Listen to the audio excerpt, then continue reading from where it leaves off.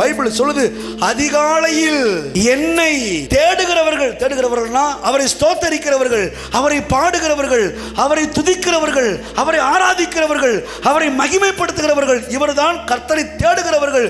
இப்படி அதிகாலையில் என்னை தேடுகிறவர்கள் என்னையும் கண்டடைவார்கள், உயர்வையும் கண்டடைவார்கள்.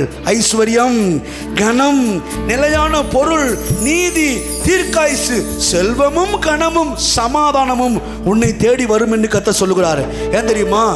உறவின் அடிப்படையில் போகும்போது கர்த்தர் உங்களை உயர்த்தாம இருக்க முடியாது.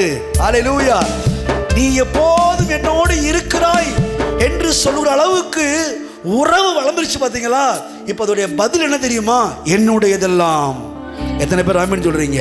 நல்லா கர்த்தரை துதிங்க, நல்லா கர்த்தரை ஸ்தோத்தரிங்க, நல்லா கர்த்தரை ஆராதிங்க. ஏதோ பொருளுக்காக இல்லை, இப்போ சொல்றதை வச்சுட்டு கூட ஏதோ இதெல்லாம் கிடைக்கும் அப்படின்றதுக்காக நீங்க அவர் சமூகத்தில் போகாதீங்க. உயர்வுக்காக உறவு கிடையாது, உறவை வைத்து உயர்வு வரும்.